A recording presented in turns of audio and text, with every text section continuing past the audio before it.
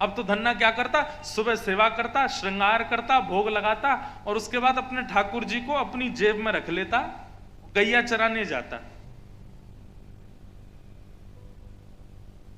ऐसी धन्ना की भक्ति। एक दिन धन्ना के यहां पर बहुत सारे कुछ रिश्तेदार आए। धन्ना मन में विचार करने लगा कि आज गैया चराने मैं कैसे जाऊं, आज तो मैं नहीं जा पाऊंगा। तो धन्ना ने मन में विचार किया, ठाकुर जी बचपन से अब तक आपकी खूब सेवा करी है, खूब आपको शहद से नहलाया, खूब आपको दूध से नहलाया, खूब आपको दही से नहलाया, घी से नहलाया, खूब इत्र लगाया, चंदन लगाया, अब उसके बदले हमको तो कुछ दो। आज हमारे घर रिश्तेदार आए, आप गैया चराने जाओ, हम घर ही रहेंगे। और धन्ना ने सहज भाव में ऐसा ही कहा था। बंधुओं, विश्वास माने, उस साधारण से पाषाण में से नन्हे से बाल कृष्ण प्रकट हो गए और धन्ना की गैयाओं को चराने के लिए ले गए। धन्ना की गैया चराने के लिए ठाकुर जी जाते हैं। अब तो महाराज धन्ना ने ऐसा सोच लिया कि अब तो हर तीसरे दिन ठाकुर जी को ही भेज देता है, आप ही गैया चरा के आओ। अब एक दिन वो महात्मा आए सालों बाद, जो धन्ना को पत्थर दे के गए थे। जैसे ही घर पर आए तो धन्ना जाट बैठा था। महात्मा ने आकर के कहा, अरे धन्ना कैसे हो? अरे गुरुजी प्रणाम, चरणों में वंदन किया। बोले आपकी बड़ी कृपा, आप बचपन में ऐसे ठाकुर जी देकर के गए, मेरा तो जीवन आनंद में हो गया, उत्सव में हो गया। बोले अच्छा, तुम अभी तक सेवा कर रहे हो उनकी? क्योंकि महात्मा को तो पता था ना, मैंने तो ऐसे ही कोई पत्थर उठा के दे दिया था। बोले हाँ महाराज, इतने साल हो गए, मेरी सेवा आज तक चल रही है। अच्छा दिखाओ तुम्हारे ठाकुर जी कहाँ हैं? बोले ठाकुर जी अभी यहां नहीं है। तो बोले कहाँ है? बोले गैया चराने गए हैं। तो गैया चराने गए? बोले हाँ गैया चराने गए हैं। मेरे ठाकुर जी जब मैं व्यस्त होता हूं तो मेरी जगह गैया चराने चले जाते। महात्मा बोले ऐसे ही कुछ भी बोल रहा है? बोले नहीं नहीं, कुछ भी नहीं बोल रहा हूं, अभी थोड़ी देर रुको, देखना मेरी गैया चर के आ रही है, शाम सुंदर चराने जाते हैं। और इतने में ही धन्ना जाट के साथ में जाकर के देखा, असंख्य गायों का समूह गांव की ओर चलता आ रहा है और उन गैयाओं के बीच में श्याम सुंदर उन गैयाओं को हाँकते हुए आ रहे। महात्मा ने धन्ना जाट को प्रणाम किया। बोले अरे बालक, तेरी भक्ति को प्रणाम। हम सच्चे शालिग्राम की सेवा करते करते 80 वर्ष हो गए, आज तक ठाकुर जी प्रकट नहीं हुए, तूने साधारण से पाषाण में से प्रकट कर दिया। कहने का अभिप्राय, ठाकुर जी पाषाण में नहीं है, ठाकुर जी मूर्ति में नहीं है, ठाकुर जी मंदिर में विराजमान तो हैं, लेकिन यदि मंदिर में आपकी भक्ति में सत्यता है तो ठाकुर जी हैं। नृसिंह बसे प्रति खम्बन में, पर काढ़न को प्रहलाद कहां। नृसिंह तो आज भी खंभों में बैठे हैं, लेकिन उनको प्रकट करने वाला प्रहलाद चाहिए। क्या समझ में आया? भगवान का प्रथम स्वरूप क्या है? सत्य। और सत्य किसे कहते हैं? संसार में केवल एक ही वस्तु सत्य है और वो है प्रेम। वो प्रेम यदि है तो ठाकुर जी यत्र तत्र सर्वत्र हैं। यदि प्रेम नहीं है, सत्य नहीं है, मंदिर में भी वो कहां मिलता है? हमारे पूज्य पिताजी महाराज गाते हैं, भाव के वश में है भगवान, भाव के वश में है भगवान, भाव नहीं तो मंदिर में भी, भाव नहीं तो मंदिर में भी, दीखत बस पाषाण, भाव होए तो जित देखूं तित प्रगट होए भगवान, भाव के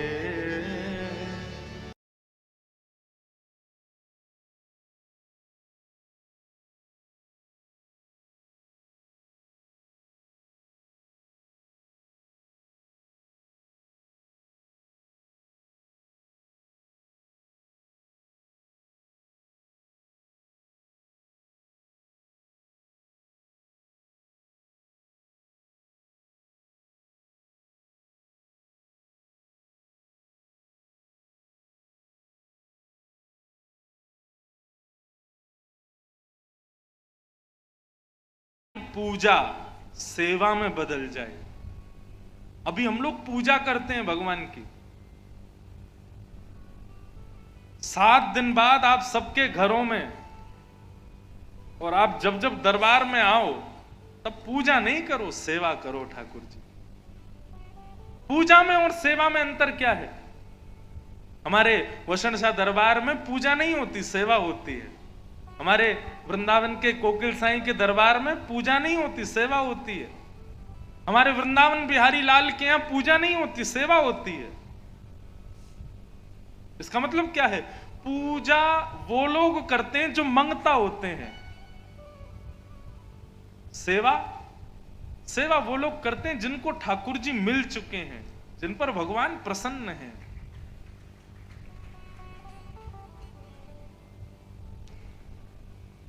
भक्ति का भाव बदलना है, पूजा को सेवा में परिवर्तित करना है।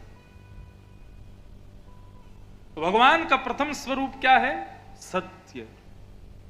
ठाकुर जी का दूसरा रूप है चैतन्य। चैतन्य का मतलब क्या होता है? भगवान को कभी जड़ मत समझिए, ये तो केवल मूर्ति हैं, ये तो केवल अष्ट धातु के हैं, ये तो केवल आदि आदि भाव के हैं ना।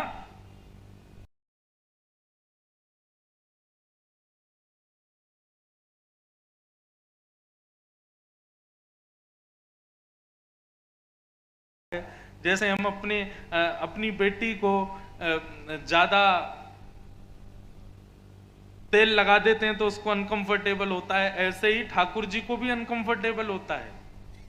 ये भाव कब आएगा? जब आप चैतन्य बात रखोगे ठाकुर जी के प्रति।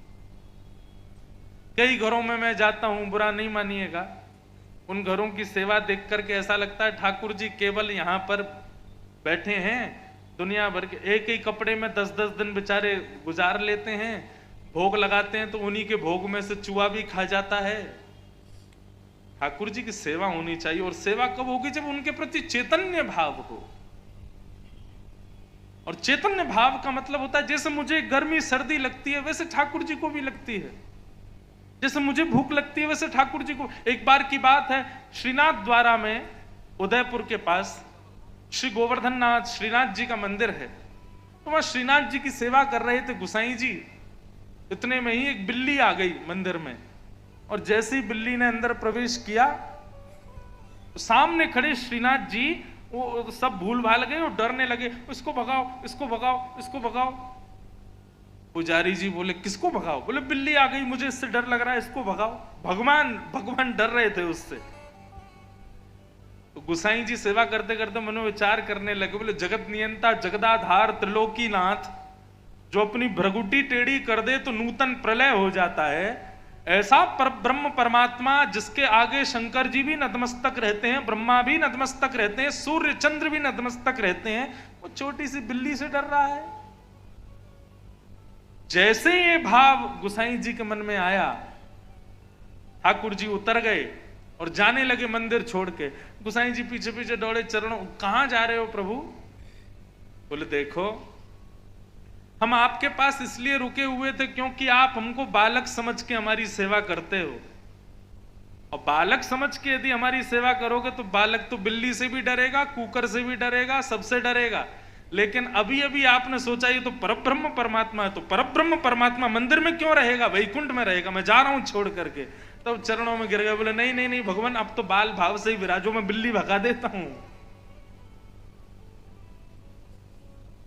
वो चैतन्य है हमारे ठाकुर जी। हमारे पुनीत साईं जी और सोनू साईं जी, इनसे मेरा बड़ा प्रेम है। तो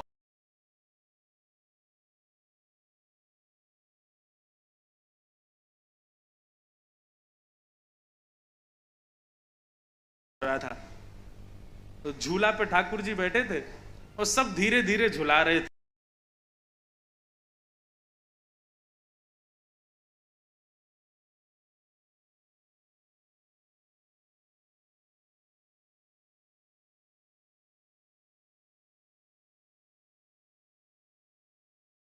वो सोनू साईं बोले महाराज जी ने धीरे झुलाओ, धीरे झुलाओ। मैंने कहा क्यों? बोले ठाकुर जी डर जाएंगे। मैंने कहा डरेंगे तो क्या होगा? बोले अरे उनको डर जाएंगे। मैंने कहा इसीलिए तो जोर से झुला रहा हूं ताकि इनको डर लगे तो ये चिल्ला के बोले अरे धीरे झुला, मुझे डर लग रहा है। मैंने इसीलिए तो तेज झुला रहे हैं ताकि इनका स्वर तो सुनाई दे। ये एक बार हाथ तो पकड़े, धीरे झुला। ये सब भाव कब प्रकट होते हैं? जब अपने ठाकुर के प्रति चैतन्य भाव होगा।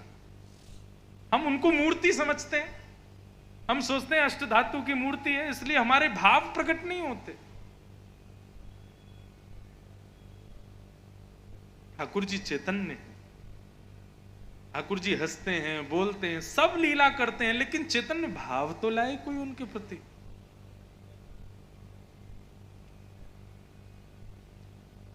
भगवान का दूसरा स्वरूप क्या है? चैतन्य। पहला सत्य, दूसरा चैतन्य और तीसरा आनंद। ठाकुर जी आनंद स्वरूप है। दुनिया के कितने भी उत्सव होते हों, वो सब आपको सुख दे सकते हैं, सब आपको एंजॉय करा सकते हैं, लेकिन ठाकुर जी की कथा या ठाकुर जी के संबंध रखने वाला कोई भी उत्सव आपको सुख नहीं देगा, वो आपको आनंद देगा। कथा में आपको सुख नहीं मिल रहा है, कथा में आपको आनंद मिलता है। किसी सांसारिक मनोरंजन करने वाले कार्यक्रम में आप जाओगे, वहां केवल आपको सुख की अनुभूति होगी, लेकिन इस वक्त आप कथा में बैठे हो, अपने अपने फोन निकाल करके अपनी सेल्फी लोगे तो दुनिया में आज तक जितनी सेल्फी ली सबसे बढ़िया यहीं आएगी, क्योंकि इस वक्त आप सुखी नहीं हो, आप आनंद में हो। ये आपके चेहरे की प्रसन्नता, ये आपके आंखों का नूर, ये आनंद को प्रदर्शित करता है। कोई पूछता है क्यों जाते हो वृंदावन, क्यों जाते हो वसंत दरबार में, क्यों जाते हो कथा सुनने के लिए? ये मत कहना अच्छा लगता है, ये मत कहना सुख मिलता है, यूं कहना आनंद आता है भाई, बड़ा आनंद आता है।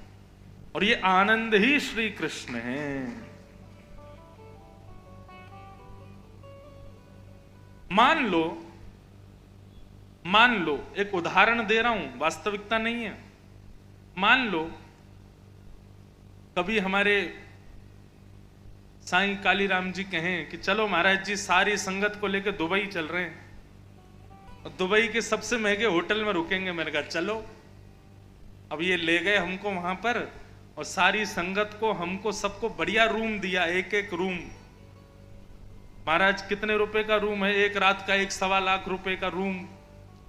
ऐसे रूम में हम सब ठहर गए और इन्होंने क्या किया, हम सबको रूम दे करके और बाहर से हमको लॉक करके ये सबकी चाबियां लेके वापस उल्लासनगर आ गए। एक दिन अच्छा लगा, दूसरे दिन भी अच्छा लगा। फ्रिज खोलो, दुनिया भर के जूस हैं, जो खाना है फोन करके मंगा लो, लेकिन शर्त ये कमरे से बाहर नहीं जा सकते आप।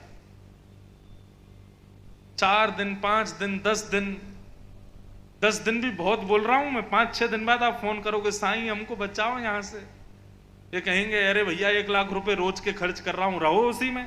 बोले भले ही 1 लाख नहीं 2 लाख कर रहे हो, लेकिन हमको यहां से निकालो। कहने का अभिप्राय क्या है? संसार में जो सबसे बड़ा सुख है वो भी यदि हमको मिल जाएगा ना, तो 5-6 दिन के अंदर उस सुख की गणना भी कम होती चली जाएगी। लेकिन यदि ठाकुर जी मिल गए, श्रीधाम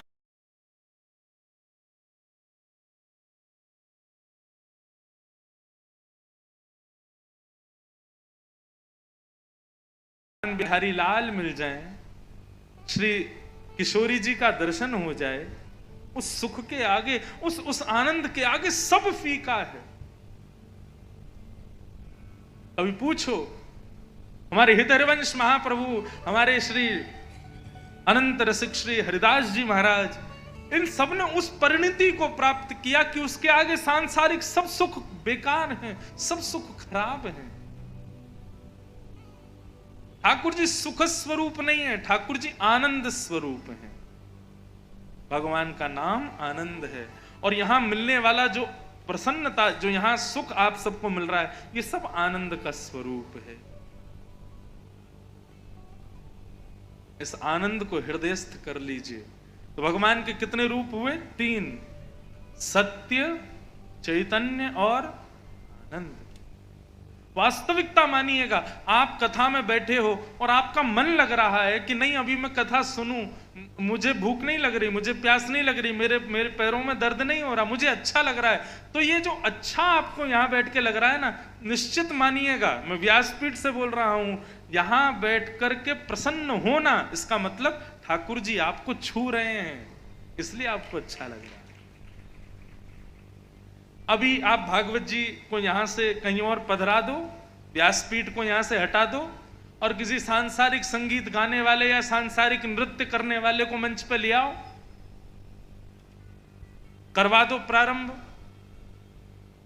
जो वास्तव में सांसारिक मनोरंजन करने वाले होंगे ना, वही टिकेंगे यहां पे, बाकी सब चले जाएंगे। क्यों? बोले 1 घंटे पहले हम कथा सुन रहे थे, उसके आगे सब फीका है। ठाकुर जी की सेवा, ठाकुर जी की कथा, उसके आगे सब संसार का कोई रस अच्छा नहीं लगेगा। तो भगवान के 3 रूप हैं, सत्य, चैतन्य और आनंद। इन तीनों को हृदयस्थ करो। भगवान के 3 काम हैं, विश्वोत्पत्त्यादि हेतवे, विश्व की उत्पत्ति करना, विश्व का पालन करना और विश्व का संहार करना, ये ठाकुर जी के 3 काम हैं। और भगवान के 3 गुण हैं, क्या? तापत्रय विनाशाय श्री कृष्णाय,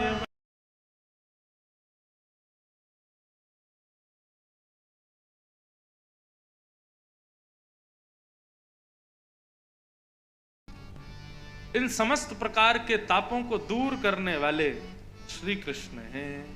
ऐसे श्री कृष्ण को हम बारंबार प्रणाम करते हैं। मैं तो जपूं सदा तेरा नाम, दयालु दया करो। मैं तो जपूं सदा तेरा नाम, दयालु दया करो। मैं तो जपूं सदा तेरा नाम, दयालु दया करो। मैं तो जपूं सदा तेरा नाम, दयालु दया करो। मैं तो जपूं सदा तेरा नाम, दयालु दया करो। मैं तो जपूं सदा तेरा, ऐसे नहीं, करताल बजा के गाओ। दया करो, दयालु दया करो, दयालु दया करो। कृपालु कृपा करो, कृपालु कृपा करो। ओ दयालु दया करो, दयालु दया करो। कृपालु कृपा करो, कृपालु कृपा।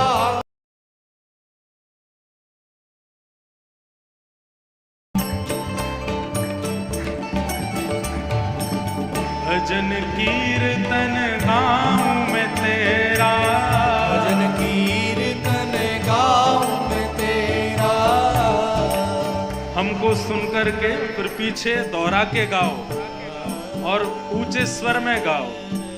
अभी तो पद भी गाएंगे, भजन भी गाएंगे, चौपाइयां भी गाएंगे, सब गानी पड़ेंगी आपको। 2 प्रकार की कथा होती है, एक होती है व्यास पद्धति और एक होती है नारद पद्धति। व्यास पद्धति की कथा 4 घंटे नहीं 24 घंटे होगी, 7 दिन तक, लेकिन हम 24 घंटे सुन नहीं सकते, इसलिए नारद पद्धति से कथा होती है। नारद पद्धति कैसी?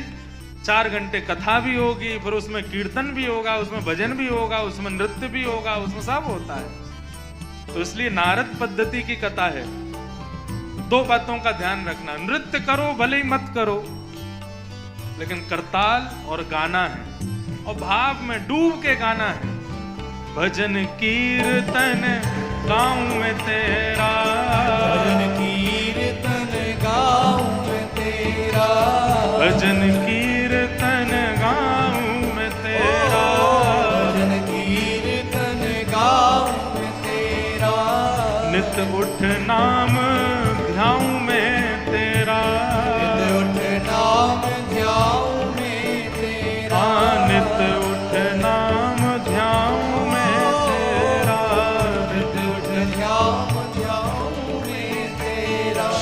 कृष्ण कृष्ण श्री राम, श्री कृष्ण कृष्ण श्री राम। हे भजो कृष्ण कृष्ण श्री राम, भजो कृष्ण कृष्ण श्री राम। दयालु दया करो श्री कृष्ण कृष्ण श्री राम, दयालु दया करो। मैं तो रटूं सदा तेरा नाम, दयालु दया करो। मैं तो रटूं सदा तेरा नाम, दयालु दया, दयालु दया करो, दयालु दया करो।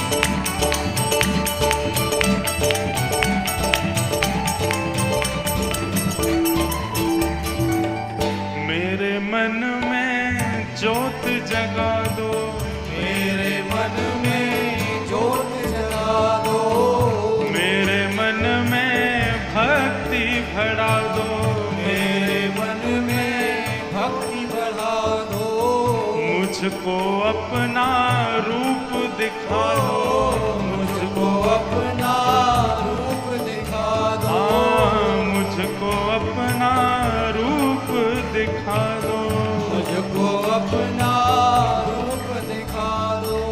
हे राधा रमण लाल, मेरे मन में भक्ति बढ़ा दो या फिर मुझे अपना रूप दिखा दो।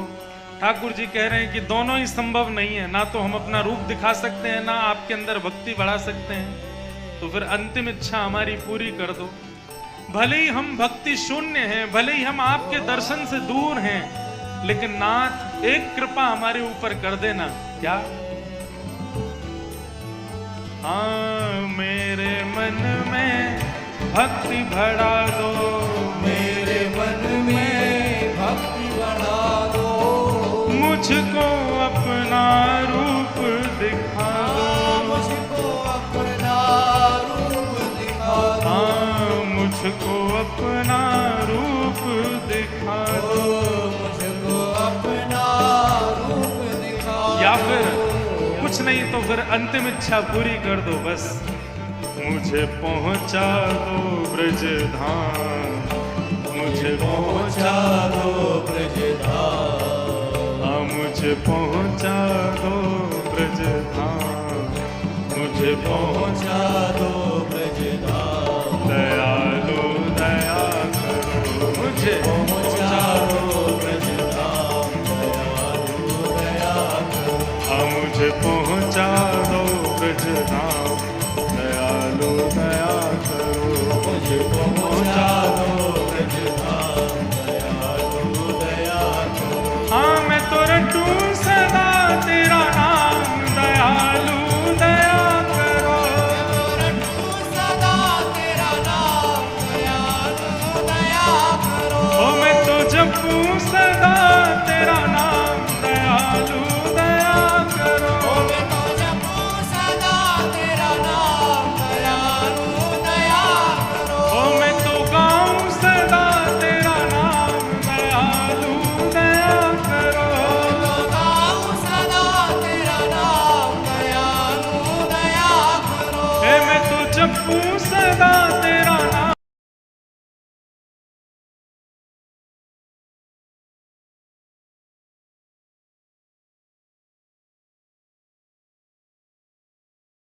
दयालु दया करो, मैं तो गाऊं सदा तेरा नाम, दयालु दया दयालु दया करो, दयालु दया कृपालु कृपा करो, कृपा दयालु दया दयालु दया कृपालु कृपा करो, कृपा दयालु दया दयालु दया कृपालु कृपा करो, कृपा दयालु दया करो।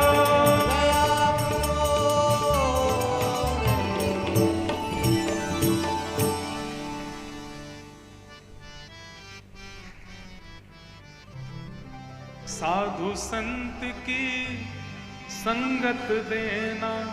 बंधुओं, सत्संग केवल कहीं कथा चल रही हो, आप जाके वहां बैठ गए और कथा सुनने लगे, तो वही सत्संग नहीं होता है।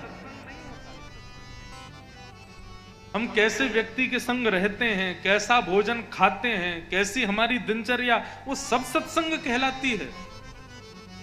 हमारा रूप कैसा, हमारा पहनावा कैसा, हमारी सोच कैसी,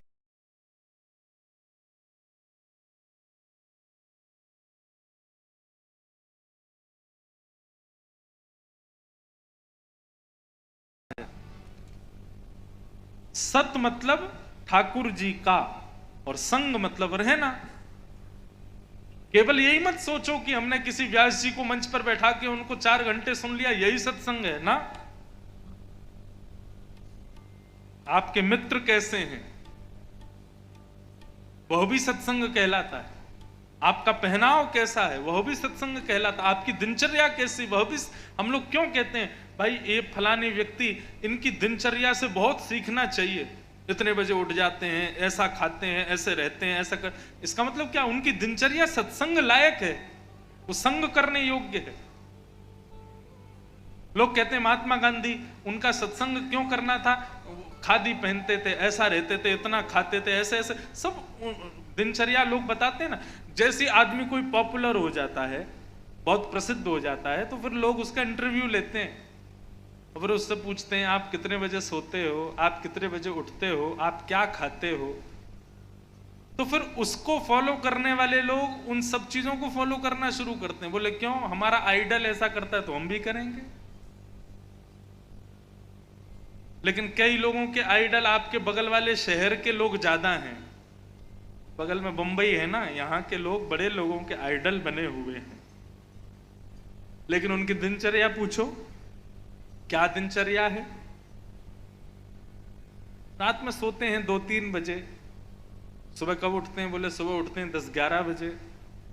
क्या खाते हैं, बोले इंसान छोड़ के सब खा जाते हैं। ऐसी तो उनकी दिनचर्या। तो यह भी विचार करने योग्य है, समझने योग्य है कि हम किसका जीवन दिनचर्या अपनाएं, उसके क्या नियम होते हैं। अब जैसे संत महात्माओं को हम लोग प्रणाम क्यों करते हैं? क्योंकि वो लोग बड़ा व्यवस्थित जीवन जीते हैं।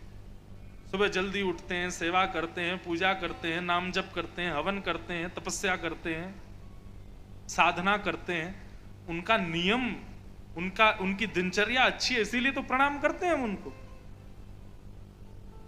कुछ नहीं भी करते, तिलक रोज लगाते हैं, इसलिए भी वो प्रणाम करने योग्य है। तो सत्संग का मतलब किसी व्यक्ति को सुनना मात्र नहीं होता। आप कैसे व्यक्ति को फॉलो करते हो, कैसे व्यक्ति का संग करते हो, कैसा भोजन करते हो, कैसा जल पीते हो, कैसे समाज में जाते हो, कैसे वस्त्र पहनते हो, कैसी दिनचर्या रखते हो, सब सत्संग।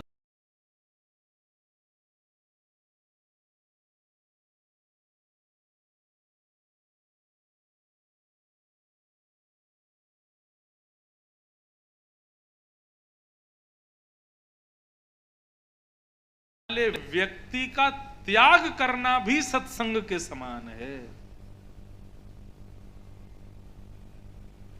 केवल एक सज्जन व्यक्ति ने ताली बजाई, मतलब समझ में उन्हीं को आया बस। अच्छा सुनो, बात ध्यान से सुनो। किसी व्यक्ति का आहार अच्छा नहीं है, किसी व्यक्ति का स्वभाव अच्छा नहीं है। आप वसनशाह दरबार जाते हो, लेकिन किसी व्यक्ति को आपका वहां दरबार में जाना अच्छा नहीं लगता। ऐसा व्यक्ति कोई भी क्यों ना हो, उसका यदि आप त्याग कर दोगे ना, तो वह त्याग भी सत्संग के समान है।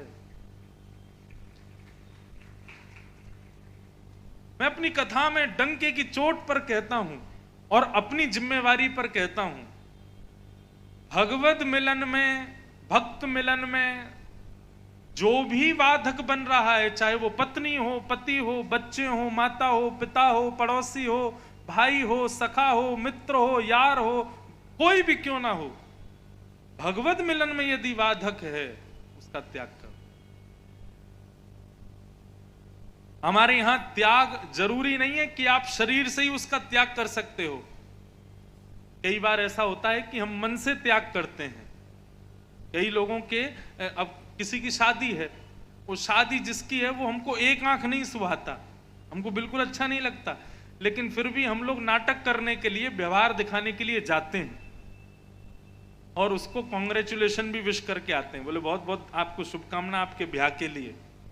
और जबकि मन से क्या है, मन से बिल्कुल भी आपका मन नहीं है वहां जाने का, लेकिन आप केवल एक फॉर्मेलिटी पूरी करने जाते हो। तो ठीक उसी प्रकार भगवत मिलन में यदि कोई अपना ही परिवार का घनिष्ठ व्यक्ति वाधक बन रहा है, तो फिर उसके साथ में फिर फॉर्मल रहना शुरू कर दो, उसके साथ में फिर फॉर्मेलिटी पूरी करनी है बस। और इसके पीछे कथा आती है। एक भक्त हुए जगन्नाथ भगवान के, उनका नाम था अंगद जी। क्या नाम था? अंगद जी। भक्तमाल में कथा आती है अंगद जी की। तो श्री अंगद जी जो थे, वो एक राजा के यहां पर सेनापति थे। बहुत पराक्रमी थे, बुद्धिमान भी थे, सब कुछ था, लेकिन उनको भजन, कीर्तन, कथा, सेवा, पूजा, इससे दूर दूर तक कोई नाता नहीं था उनका। परंतु ठाकुर जी भी बड़े चतुर हैं, ऐसे लोगों को ऐसे किसी ना किसी व्यक्ति से जोड़ देते हैं जो पूरी तरह भक्त ही हो।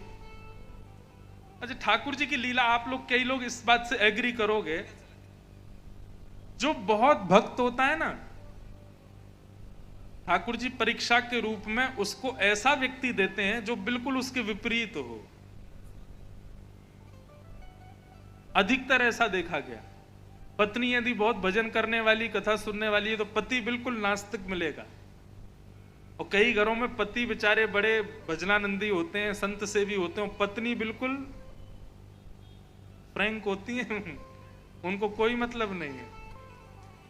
कई घरों में माता पिता बड़े भजनानंदी होते हैं, लेकिन बच्चे बिल्कुल उल्टे निकलते हैं। और कई घरों के माता पिता कभी मंदिर नहीं गए और बच्चों में इतनी भक्ति आ जाती है। ठाकुर जी हमारे खेलते हैं हम सबके साथ में।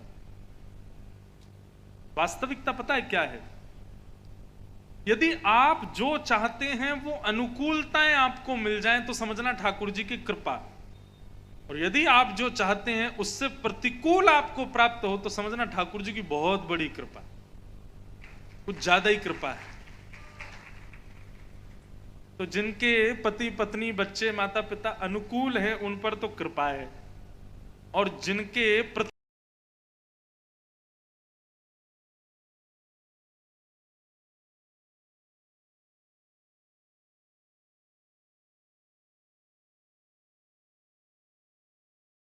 आपको नास्तिक बालक इसलिए ठाकुर जी ने दिए ताकि बालकों के प्रति कभी मोह ना हो।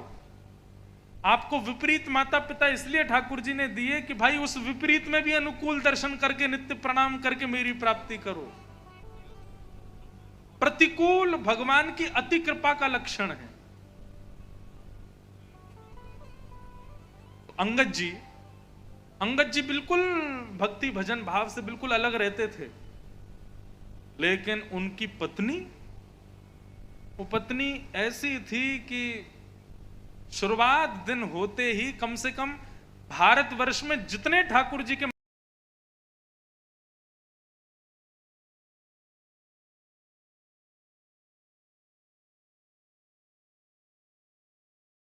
यदि किसी दिन कोई संत नहीं आते तो भूखी रहती थी। ठाकुर जी की सेवा करने के पश्चात ही कोई अन्न का दाना मुख में जाता था। रात्रि में सोने से पहले 2 घंटा भजन करती थी, तभी शयन करती थी। ऐसी उनकी पत्नी।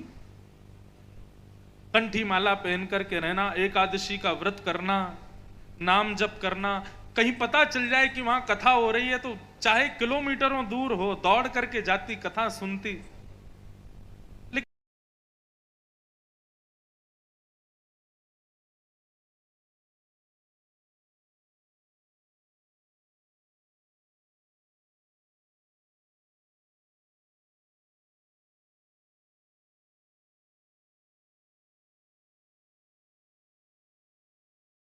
करना है करो, जितनी देर कथा सुननी है सुनो, जितने संतों को बुला, लेकिन मुझसे कभी मत कहना कि तुम भजन करो, तुम भक्ति करो, कथा सुनने चलो, मुझसे ये सब नहीं होगा। राम जी ने जोड़ी बना दी, दोनों रहते थे प्रेम से। एक बार क्या हुआ, अंगद जी की पत्नी ने जिनसे दीक्षा ली थी, उसके जो गुरुजी थे, वो गुरुजी उस नगर में आए जिस नगर में अंगद जी रहते थे। पत्नी ने जाकर के निवेदन किया, बोले महाराज जी आप हमारे नगर में आए हैं, यदि हमारे घर नहीं आएंगे तो हमको बड़ा सूना लगेगा, आप कृपा कर दीजिए हमारे घर पधारिए।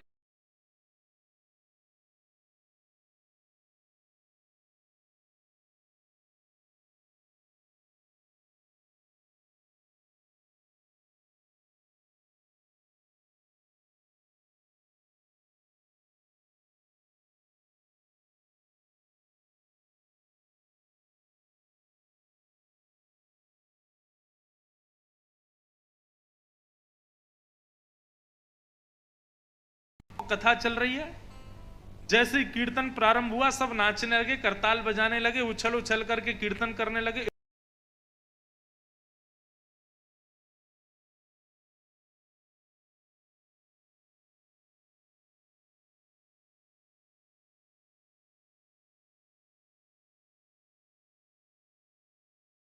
पर बैठे हैं, कहीं भी बैठ गए लोग। अंगद जी आए और आकर के बरसने लगे, बोले किसने बुलाया तुम लोगों को, ये मेरा घर है, तुम्हारी धर्मशाला नहीं है जो चले आए हो, चलो जाओ यहां से। संत सब सहन करेगा, लेकिन कथा का अपमान अनादर संत कभी सहन नहीं करते। संत ने अपनी पोथी हृदय से लगाई, सब चले गए। वो गए तो धीरे धीरे सारी जनता भी चली गई। एक कोने में बैठी चुपचाप अंगद जी की पत्नी कुछ नहीं बोली, सहन करती रही। जब सब वहां से चले गए, अंगद जी धीरे से जाके बोले, देखो मैंने तुमको कभी रोका तो है नहीं, कहीं भी कथा सुनो, कुछ भी करो, ये तुम घर पर क्या कर रही हो, ये काय को इतने सब लोगों को बुला लिया और यहां पर आकर के कर दिया। अंगद जी की पत्नी ने कहा, आप चाहते तो मुझसे इस बात को कथा विश्राम होने के बाद भी कर सकते थे। कथा के बीच में आकर के इतना हल्ला मचाना, सबको भगाना, और सबसे बड़े मेरे गुरु का अनादर कर दिया आपने। अब तो अंगद जी बोले, तो ठीक है, अब बुरा मत मानो, हम गुरु जी से क्षमा मांग लेंगे। बोले अब क्षमा मांगने से क्या, भरी सभा में गुरुजी का अनादर कर दिया, आप कहते तो क्षमा मांग लूंगा, जाओ, आज से मैं नियम धारण करती हूं, आप मेरे पति हैं लेकिन मेरे शरीर के पति हैं, इसलिए शरीर से जितने धर्म होने चाहिए पति के प्रति सब निभाऊंगी। सुबह उठ करके प्रणाम करूंगी, आपको भोजन कराऊंगी, आपकी सेवा करूंगी, आपके वस्त्र आदि सब रखूंगी, सब करूंगी, लेकिन हृदय से आपका आज ही त्याग करती हूं मैं, और आइंदा आज के बाद आपका मुख नहीं देखूंगी। और अंगद जी की पत्नी ने घूंघट कर लिया, बोले अब जीवन पर्यंत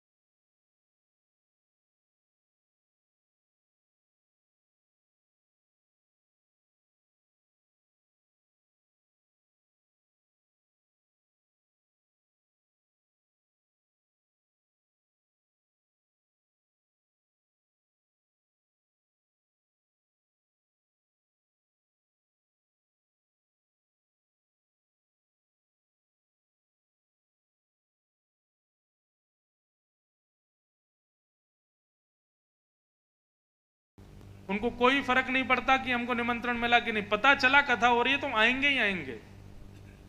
दूसरे निमंत्रित लोग जिनको कार्ड गया, जिनको साईं ने कहा कि भाई कथा है, आना है, और तीसरे तो कोने में बैठे होंगे कहीं छुप छुपा के, बेचारे उदास, हताश, निराश अपने जीवन से।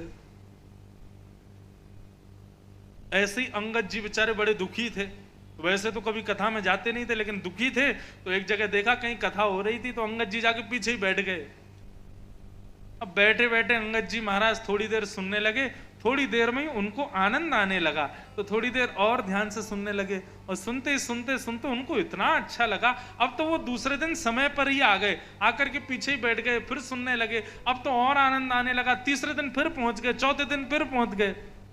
7 दिन तक पूरी कथा सुनी। 7 दिन बाद जैसे ही व्यास जी जाने लगे, अंगद जी ने आज पहली बार एक संत को प्रणाम किया, बोले महाराज मेरी पत्नी मुझसे बात नहीं करती, मैं अपने जीवन से प्रसन्न नहीं हूं, लेकिन इस अत्याधिक कष्ट में जीवन में 4 घंटे जब आप कथा सुनाते थे तो बड़ा सुख लगता था। आपकी अगली कथा कहां है, मैं वहां आऊंगा। संत ने बताया तो अगली कथा में पहुंच गए। अब कथा सुनने तक सीमित नहीं रह गए, अब तो अंगद जी कथा में जो सुनते हैं उसको जीवन में उतारने लगे, अपने भीतर लाने लगे। धीरे धीरे अब तो ये स्थिति हो गई कि रात में पत्नी बगल में बैठे, उसके बगल में बैठ करके, और अंगद जी भी ठाकुर जी का भजन करने लगे। सुबह पत्नी से पहले उठ करके स्नान ध्यान करके ठाकुर जी को माला आदि अर्पित करने लगे। पहले तो पत्नी को लगा ये सब मेरे को रिझाने के लिए कर रहे हैं, ये वास्तविकता नहीं है। लेकिन एक दिन श्री अंगद जी महाराज रात्रि में सोए थे, अभी तक पत्नी का विरह था, लेकिन अब श्याम सुंदर का विरह हृदय में आ चुका था। रात्रि में अंगद जी महाराज व्याकुल भाव से अपनी निद्रा में ही बैठ गए। हे श्याम सुंदर, हे नंद नंदन, हे मधुसूदन, हे दामोदर, हे राधा रमण, हे वृंदावन बिहारी, ऐसे करके ठाकुर जी का नाम उच्चार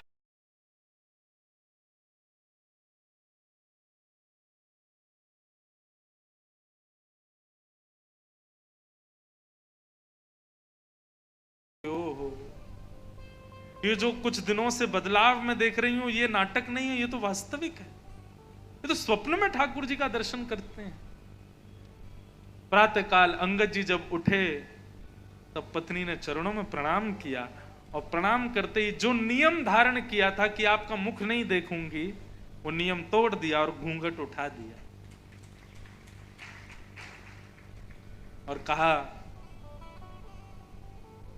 मैंने नियम धारण किया था कि जो हरि विमुख पति है उस पति को देखूंगी नहीं, लेकिन मुझे अब पता चल गया है कि आप हरि सन्मुख हो चुके हो। आज अंगद जी बोलते हैं पत्नी अपनी पत्नी से, देवी एक बात कहूं बुरा तो नहीं मानोगी? बोले नहीं मानूंगी। बोले 15 दिन पहले तक आप मुझे बड़ी सुंदर लगती थी, लेकिन आज आपके मुख में मुझे नीरसता दिख रही है। आज मुझे ऐसा लग रहा है आपसे भी ज्यादा सुंदर तो हमारी श्यामा जू हैं, हमारी किशोरी जी हैं, हमारे श्याम सुंदर हैं।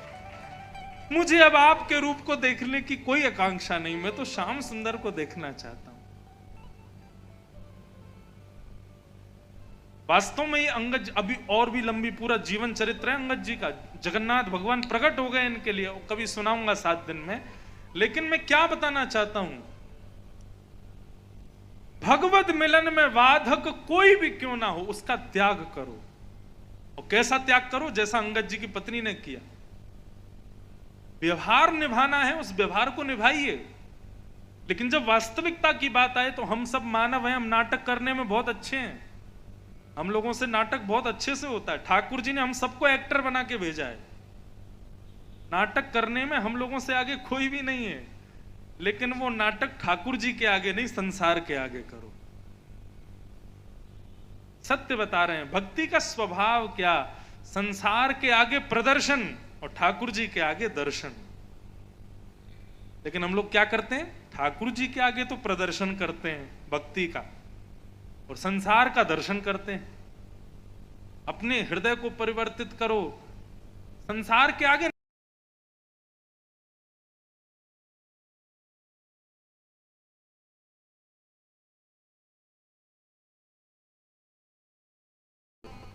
ठाकुर जी के सन्मुख दर्शन करो। भगवत मिलन में जो बाधक बनता है उसके साथ में केवल नाटक मात्र व्यवहार करो, वास्तविक संबंध मत बनाइएगा।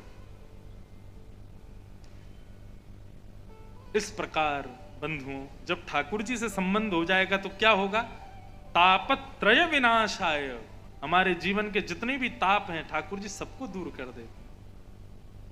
श्री कृष्णाय वयम नमः। ऐसे श्री कृष्ण को हम बारंबार प्रणाम करते हैं। ये महात्मा का प्रथम श्लोक है। आइए अब आगे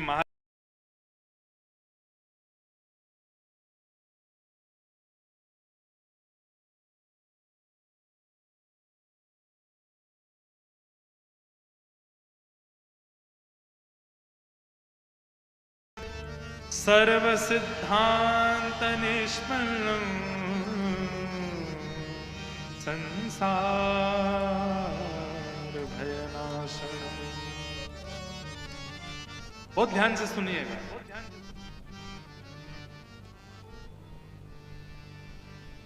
सौनकादि ऋषि 88,000 ऋषिगण थे, और वे 88,000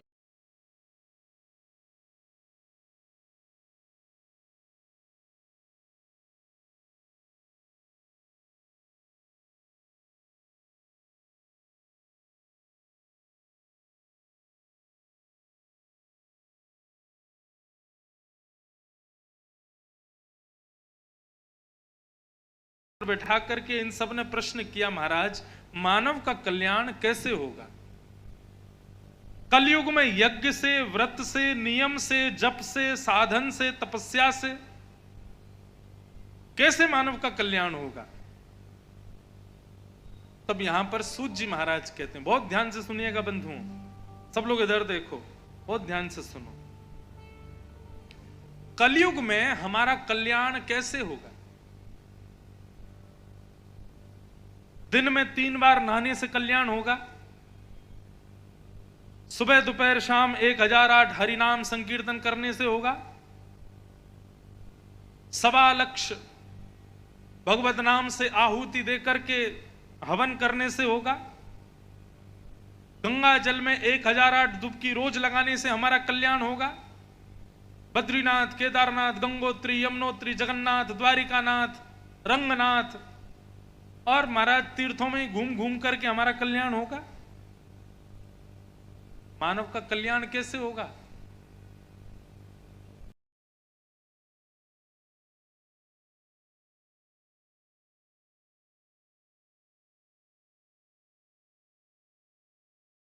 जप, नियम, तप आदि साधनों की आवश्यकता है। कल्याण का केवल एक ही उपाय है, हमारा हृदय जो मलिन है, हमारे अंदर जो कुशित विचार हैं, वो जिस दिन शुद्ध हो जाएंगे हमारा उसी दिन कल्याण हो जाएगा। और उनकी शुद्धता केवल कथा से हो सकती है और किसी से नहीं।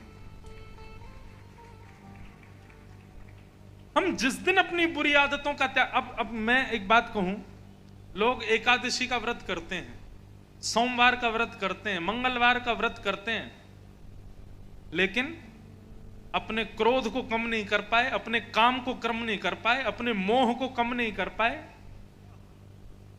अपने सिगरेट पीने की दूषित इच्छा को कभी कम नहीं कर पाए, तंबाकू पाने की अपने दूषित व्यवहार को कभी नष्ट नहीं कर पाए, दुनिया की लोगों को देख करके उनमें कमियां ढूंढना, इस दूषितता को कभी कम नहीं कर पाए, तो ऐसे लोगों को सोमवार, मंगलवार, एकादशी का व्रत भी छोड़ देना चाहिए, उससे कोई फायदा नहीं होगा।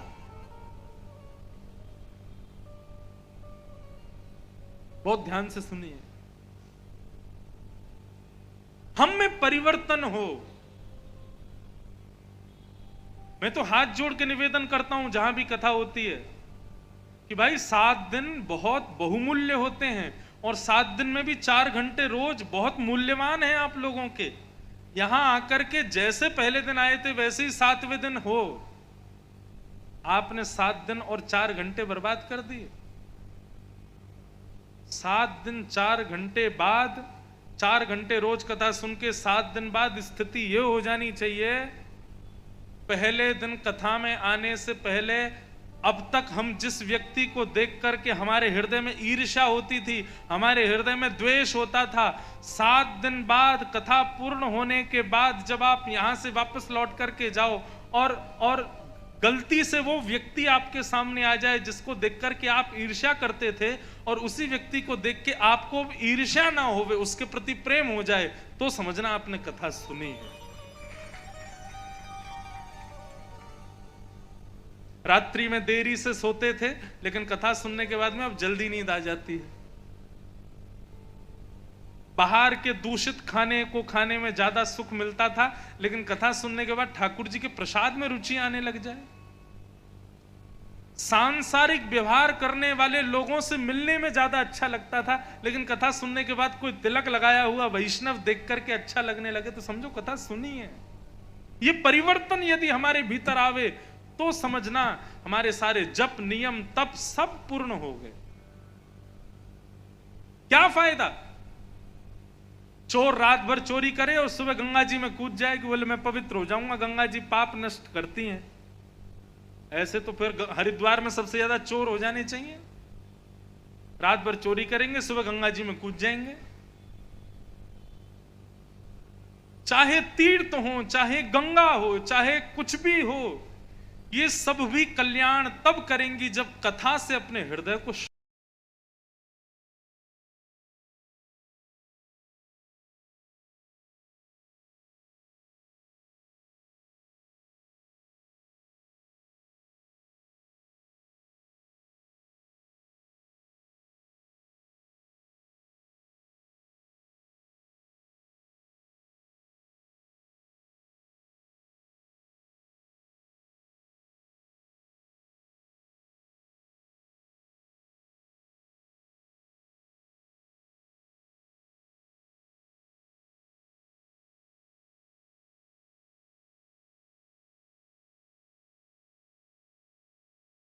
रखते हैं भीतर। अवगुण छुपाते हैं, इसलिए अवगुण कभी सही नहीं हो पाते। वास्तविकता क्या होनी चाहिए?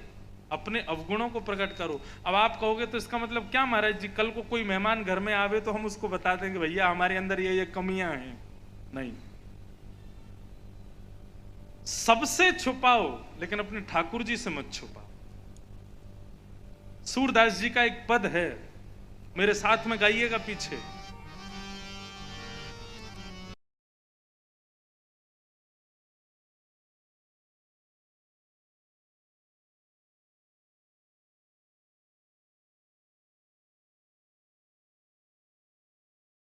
कौन कुटिल खलकान, कौन कुटिल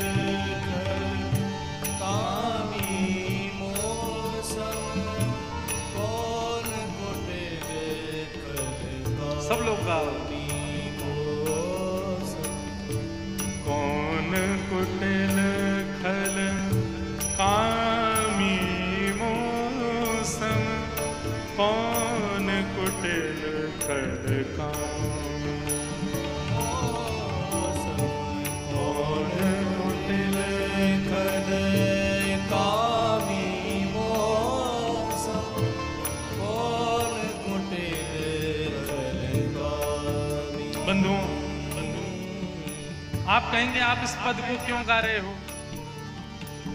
सूरदास जी साधारण व्यक्ति नहीं है। सूरदास जी को सब जानते हैं, नेत्र नहीं है उनके पास में, लेकिन फिर भी सूरदास जी में इतनी सामर्थ्य थी, मंदिर जाते थे और बता देते कि आज ठाकुर जी ने कैसे रंग की पोशाक पहनी है, आज ठाकुर जी ने कैसा मुकुट पहना है, कैसे कुंडल पहने हैं, क्या माला पहनी है, आज ठाकुर जी ने क्या भोग लगाया, सूरदास जी देख लेते थे। लोग आश्चर्य करते थे सूरदास जी पर नेत्र नहीं है फिर भी, क्योंकि सूरदास जी के पास में बाह्य नेत्र नहीं थे, हृदय के चक्षु से देखते थे। लेकिन ऐसे सूरदास जी भी जो इतने सिद्ध कोटि के हैं, वह भी क्या कहते हैं? कौन कुटिल खल कामी मौसम।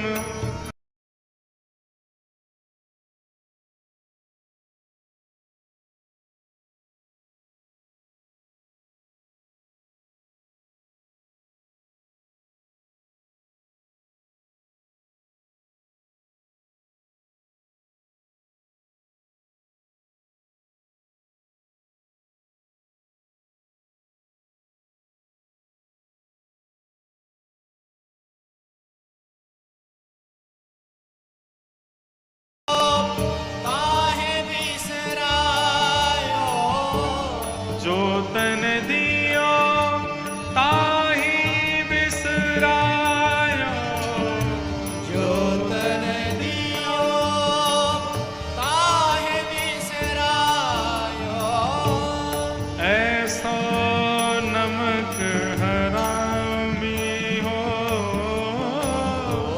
ऐसो नमक हरामी ऐसो नमक हरामी हो, ऐसो नमक हरामी मौसम कौन कुटिल खल कामी मौसम कौन कुटिल खल।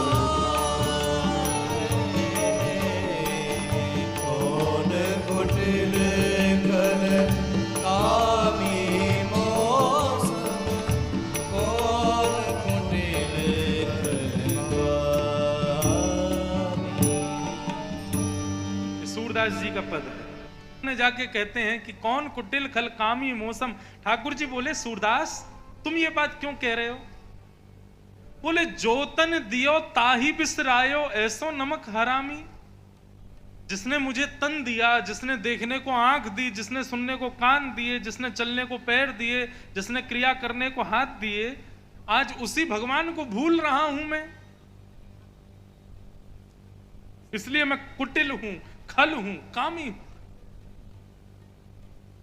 सूरदास जी की स्थिति अद्भुत थी। अरे कहां तक कहें, हमारे ब्रज के संतों के बारे में आप सुनेंगे ना, आपके रोंगटे खड़े हो जाएंगे। वृंदावन में प्रकट हुए श्री कुंज बिहारी लाल स्वामी श्री हरदास जी महाराज 56 भोग बनाते थे। खीर बनाते, रबड़ी बनाते, आमरस का भोग लगाते, पुआ बनाते, पूड़ी बनाते, सब्जी बनाते, और इतनी संख्या में बनाते कि महाराज दूर दूर तक केवल व्यंजन ही व्यंजन दिखाई देते। और बीच में बिहारी जी दुनिया भर का भोग ठाकुर जी के सामने प्रस्तुत कर देते। और भोग लगने के बाद में जब पानी की बारी आती ना, तो अपने सब सेवकों से कहते सबसे पहले ब्रजवासियों को खिलाना, उसके बाद संतों को खिलाना, उसके बाद वृंदावन के बंदरों को, गैयाओं को, वृंदावन के जीव जंतुओं को पवाना, उसके बाद तुम लोग पाना। सेवक जन कहते स्वामी जी आप तो स्वामी श्री हरदास जी पता है क्या करते थे? एक सीख लेते और उस सीख को खीर में ऐसे डुबोते और डुबो करके निकालते उसमें जितना रस आता उसको हाथ में लेकर के ग्रहण कर ले, तो बोले बस मेरा प्रसाद हो गया। और वही हम लोग हैं, हम अपने ठाकुर जी का 56 भोग ही इसीलिए लगाते ताकि हमको खाने को मिले। स्वामी श्री हरदास जी से किसी ने पूछा, बोले स्वामी जी इतना सारा भोग बनता है, इतना सब भोग ठाकुर जी को धराया जाता है, आप उसको ग्रहण किया कीजिए ना। तो स्वामी श्री हरदास जी बहुत सुंदर उत्तर देते थे, बोले मैं कितना भी कर लूं लेकिन मुझे अपनी जीभ पर विश्वास नहीं है। आज पूड़ी खाऊंगा तो कल बेड़ई खाने की इच्छा होगी, कल बेड़ई खाऊंगा तो परसों रसगुल्ला खाने की इच्छा होगी, और रसगुल्ला खाऊंगा तो फिर उसके बाद में कुछ और खाने। तो मुझे अपनी जीभ पर भरोसा नहीं है, इसलिए मैं इस जीभ को ज्यादा रस नहीं चखाता, कहीं ये जीभ उसकी आदी ना हो जाए। और रही बात प्रसाद की, तो प्रसाद मैंने ग्रहण कर लिया, प्रसाद मुझे प्राप्त हो गया। और तीसरी बात, ये 56 भोग मैंने अपने उदर भरने के लिए नहीं, अपने बिहारी को प्रसन्न करने के लिए लगाया है। ऐसे स्वामी श्री हरदास जी महाराज। हम उस कोटि में कब पहुंचेंगे? हम उस कोटि में हम केवल सुन सकते हैं, हम ऐसे कभी बन नहीं सकते।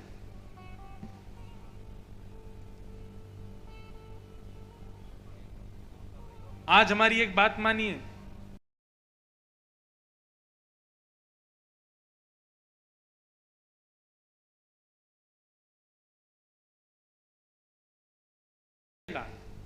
क्योंकि कथा आपने सुनी है, वो थोड़ी देर आपके मस्तिष्क में, बुद्धि में, मन में थोड़ी देर घूमती रहे, इसलिए थोड़ी देर मौन रहिएगा। और क्या करिएगा, एकांत में जाकर के थोड़ी कथा का चिंतन करके, एक कागज पेन डायरी बना करके उसमें सारी अपनी कमियां लिखिए, अपने अवगुण लिखिए, मेरे अंदर कितनी कमियां हैं। मैं लोभी हूं, मैं कामी हूं, मैं क्रोधी हूं, ऐसे करके सब लिस्ट बनाइए। आपके अंदर कितनी कमी है ये दो ही लोग जानते हैं, या तो आप जानते हो या भगवान जानते हैं, तीसरा कोई नहीं जानता।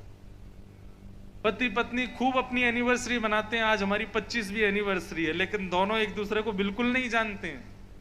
कितनी बातें ऐसी हैं जो पति ने भी छुपाई हुई हैं, कितनी बातें पत्नी की भी हैं जो पति को भी नहीं पता। वे दोनों जानते हैं कि हमारे अंदर खामियां क्या हैं, जिसको हम सबसे छुपाते हैं, लेकिन आज उसकी लिस्ट बनाइएगा और उस लिस्ट को रोज पढ़ करके फिर कथा में आइएगा। 7 दिन बाद कुछ नहीं तो गारंटेड 3 से 4 खामियां तो आपकी ठीक हो जाएंगी। ये भागवत चिकित्सा का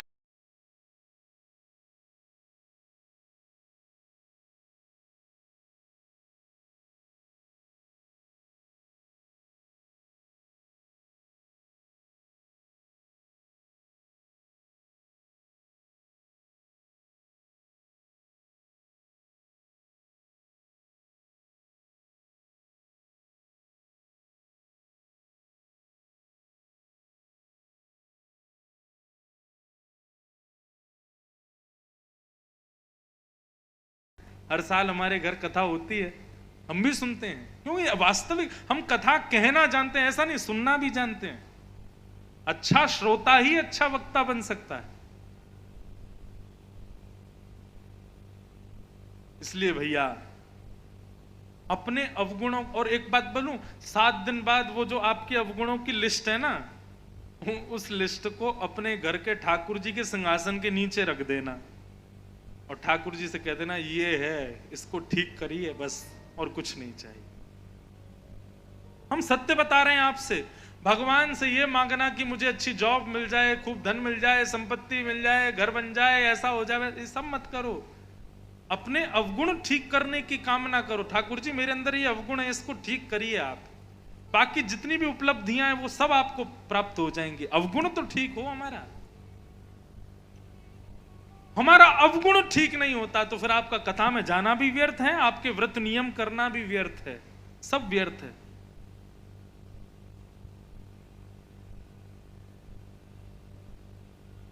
तो मानव कल्याण के लिए सौनकादि ऋषियों ने यज्ञ किया, लेकिन उससे कोई कल्याण नहीं हो पाया। तब सूत जी को व्यासमंच आसीन करते हुए सौनकादि ऋषियों ने पूछा, महाराज मानव कल्याण का उपाय बताइए क्या है।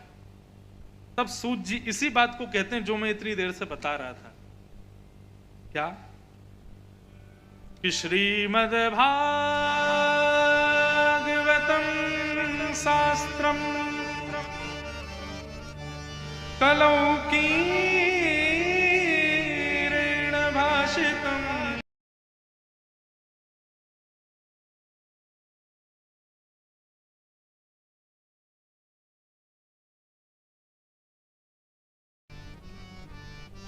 श्रीमद् भागवत शास्त्र की शरण में जाते ही व्यक्ति के सारे अवगुण ठीक हो जाएंगे श्रवण करने के बाद में, और जैसे ही वो अवगुणों से मुक्त होगा उसका कल्याण अपने आप हो जाएगा।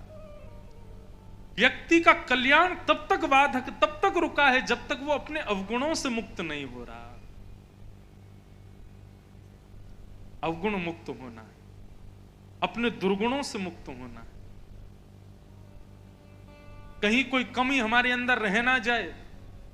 कहीं पता चला कि मृत्यु के बाद हम बोलें कि भाई आपने हमको 60, 70, 80 वर्ष का जीवन दिया,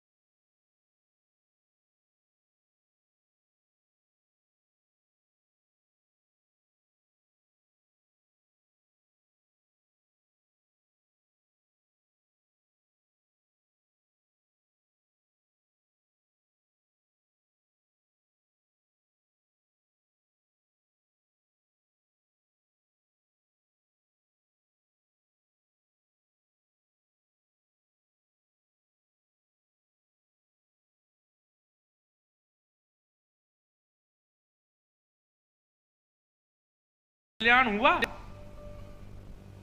तब सूत जी महाराज सुनाते हैं, एक बार की बात है, एकदा ही विशालायाम चत्वार ऋषयो मला सत्संगार्थम समायाता तत्र सुस्तत्र नारद। एक बार बद्रीनाथ की बात है, बद्रीनाथ में भगवान के प्रथम अवतार, भगवान का प्रथम अवतार कौन सा है बताओ? जय हो। भगवान का प्रथम अवतार नहीं पता? सनक, सनंदन, सनातन, सनत कुमार, ये 4 नाम जो ये भगवान के प्रथम अवतार हैं। प्रथम अवतार इनको क्यों कहा जाता है? क्योंकि ब्रह्मा जी ने जब सृष्टि की, ब्रह्मा जी ने जब पृथ्वी बनाई, तो पृथ्वी में सबसे पहला मानव निर्माण जब किया तब इन 4 को ही बनाया, सनक, सनंदन, सनातन, सनत कुमार। इसलिए इनको भगवान का दर्जा दिया गया, और दर्जा नहीं, भगवान ही है ये। सनत कुमार ये भगवान के प्रथम अवतार हैं। तो सनत कुमार जो थे ये बद्रीनाथ में विचरण कर रहे थे, तभी वहीं नारद जी को आते हुए देखा। नारद जी थोड़े दुखी थे, तो सनत कुमारों ने पूछा, नारद जी आप दुखी क्यों हो? बोले महाराज दुखी इसलिए हूं क्योंकि हमारे देवलोक में इस पृथ्वी की बड़ी प्रशंसा सुनते हैं हम लोग। पृथ्वी ऐसी है, पृथ्वी वैसी है, पृथ्वी में इतने सारे धाम हैं, पृथ्वी में इतने सारे तीर्थ हैं, पृथ्वी में इतने सारे संत हैं, पृथ्वी में गंगा यमुना जैसी पवित्र नदियां हैं, पृथ्वी में पर्वत आकाश हैं, पृथ्वी में समुद्र हैं। हम पृथ्वी की इतनी प्रशंसा सुनते,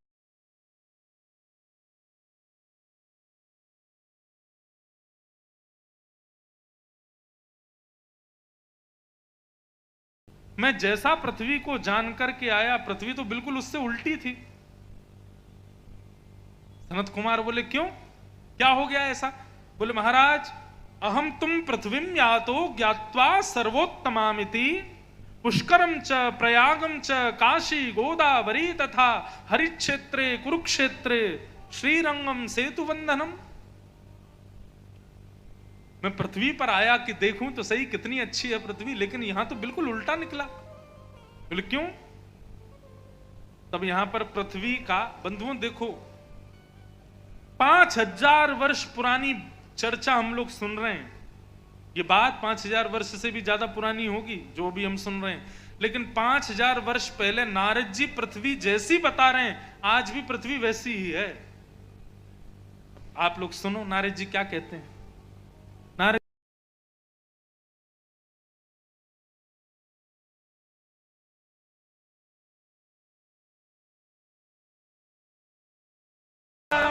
विद्यते उदर भरिणो जीवा पराका कूट भाषण। बहुत ध्यान से सुनिए, हमारा परिचय दे रहे हैं यहां नारद जी। नारद जी कह रहे हैं, बोले सबसे पहली बात तो संसार में इस पृथ्वी के लोग सत्य नहीं झूठ बहुत बोलते हैं, बात बात पर झूठ बोलते हैं। सत्य तो आप लोग खुद विचार कीजिए, आप दिन में कितना सत्य बोलते हैं, कितना सचम बोलते हैं। किसी ने पूछा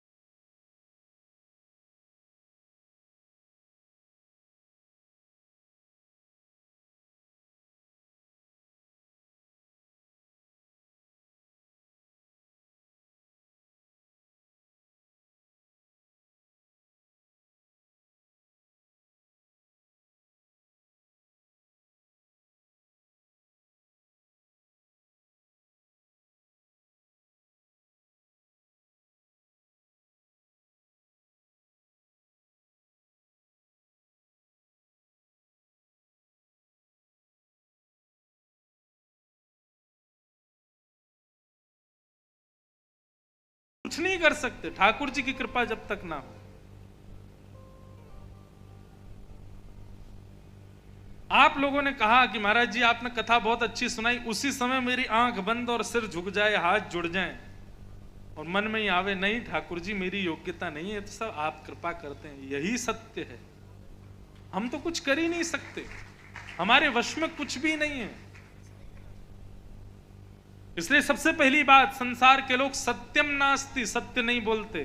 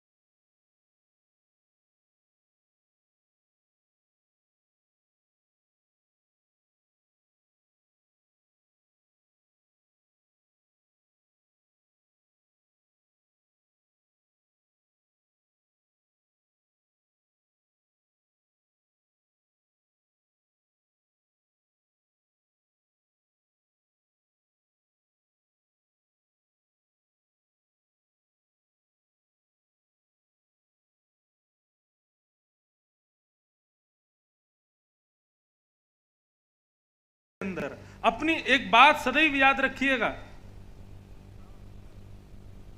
रत्न को सदा छुपाना चाहिए और भक्ति सबसे बड़ा रत्न है। जितना हो सके उसको छुपाओ, उसको ज्यादा प्रदर्शित मत करो, अपनी भक्ति को, अपने भाव को।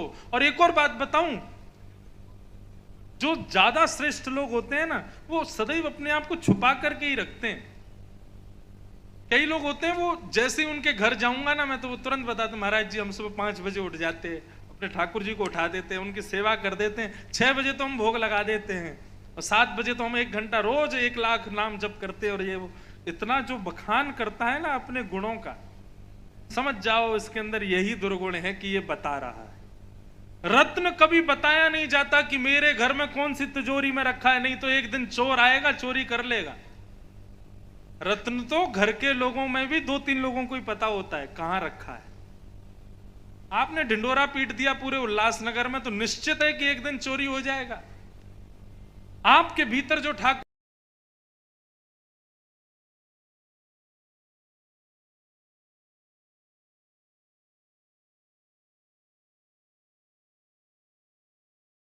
प्रदर्शित कर रहे हो, तो क्षमता भी रखो, किसी दिन कोई चोर उसको चोरी ना कर ले। और चोर कौन है? भक्ति के चोर। काम, क्रोध, लोभ, मोह, ईर्षा, द्वेष, अभिनिवेश, अहंता, ममता, चिंता, ये भक्ति के चोर हैं। जिस दिन काम बढ़ने लग जाए, जिस दिन क्रोध बढ़ने लग जाए, जिस दिन मोह बढ़ने लग जाए, जिस दिन ईर्षा द्वेष बढ़ने लग जाए, समझ जाना कि भक्ति चोरी हो गई हमारी। इसलिए भक्ति को छुपाओ, भक्ति प्रदर्शन का विषय नहीं है, गुप्त रखो। रत्न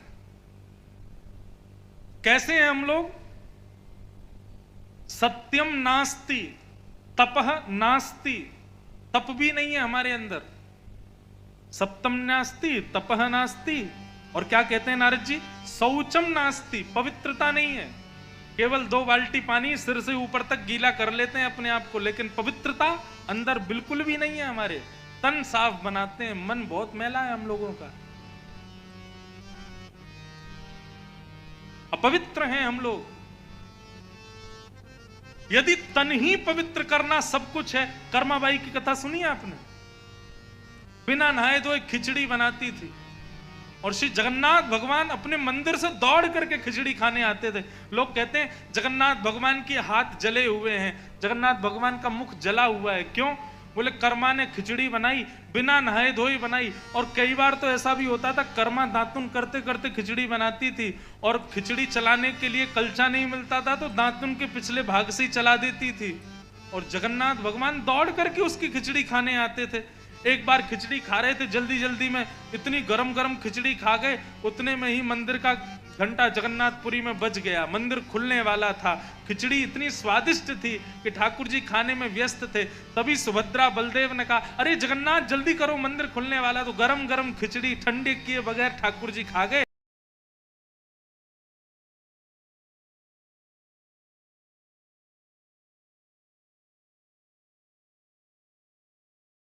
ठाकुर जी को भोग धराते हैं, उस पर भी मक्खियां भिनभिनाती हैं, ठाकुर जी नहीं खाते। यदि शारीरिक पवित्रता ही सब कुछ होता तो क्यों भोग नहीं लगाते ठाकुर जी? शारीरिक नहीं, मानसिक पवित्र।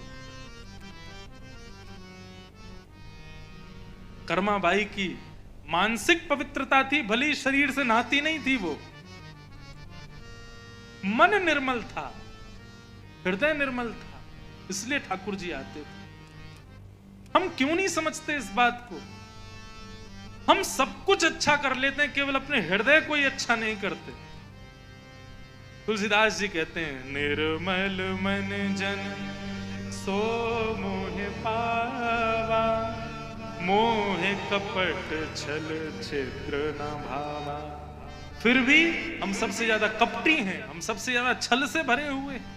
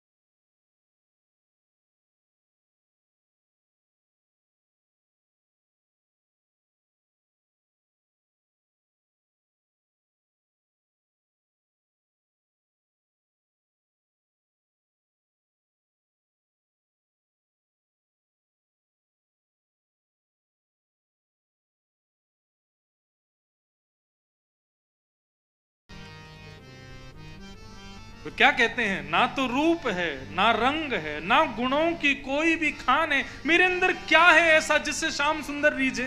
कुछ भी तो नहीं है। ना तो रूप है, ना तो रंग है, ना गुणों की कोई भी खान है, फिर श्याम कैसे शरण मिले? इसी सोच में मेरे प्राण में, तो इसी चिंता में रह रहा हूं कि मुझे ठाकुर जी मिलेंगे कैसे, मुझ में है ही क्या? नफरत है जिनसे उन्हें सदा, उन्हीं अब गुणों में मैं हूं पड़ा। नफरत है जिनसे उन्हें सदा, उन्हीं अब गुणों में मैं हूं पड़ा, उन्हीं अब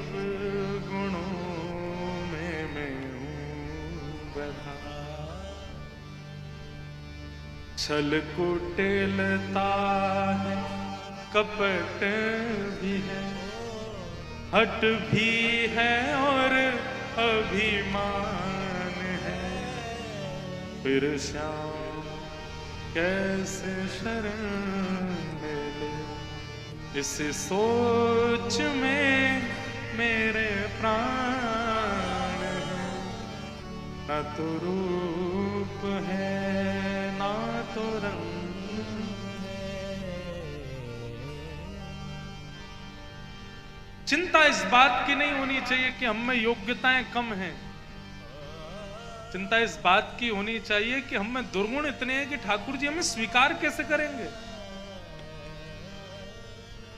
हम सदा इसी चिंता में रहते हैं कि उसने हमारी प्रशंसा क्यों नहीं की, वो हमसे रीझा क्यों नहीं, वो हमसे बात क्यों नहीं करता, उसको हम भाते क्यों नहीं, उसको हम अच्छे क्यों नहीं लगते।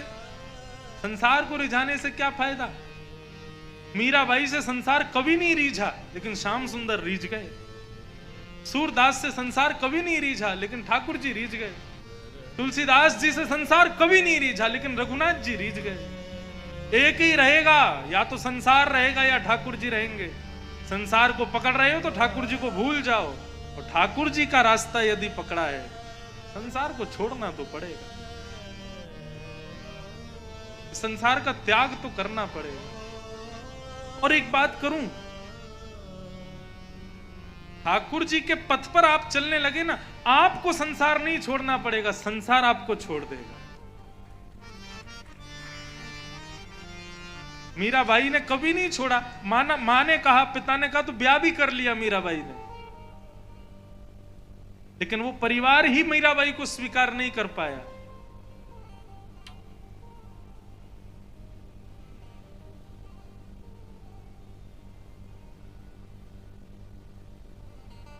तो सत्यम नास्ति, सत्य नहीं है हमारे अंदर। शौचम नास्ति, पवित्रता नहीं है हमारे अंदर। तपह नास्ति, भजन नहीं है हमारे अंदर, सब दिखावा है। सत्यम नास्ति तपह शौचम दया दानम न विद्यते। नारद जी कहते हैं संसार के लोग दया करना जानते ही नहीं है, केवल दिखावा करते हैं। कोविड में कई लोगों ने राशन बांटे, असहाय लोगों को राशन बांटे। बहुत अच्छी बात है आपने राशन बांटे, लेकिन राशन बांट के फोटो खिंचा करके दूसरे दिन अखबार में दे दिया। ये दान है, ये दया है, ये दिखावा है। दया दानम न विद्यते। और नारद जी क्या कहते हैं, बोले उदर भरिणो जीवा बराकाह कूट भाषिण।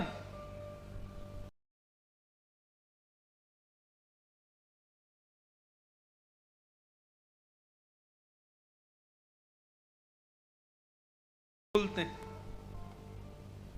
कि मंदा सुमंद मतयो मंद भाग्या उपद्रुता पाखंड निरता संतो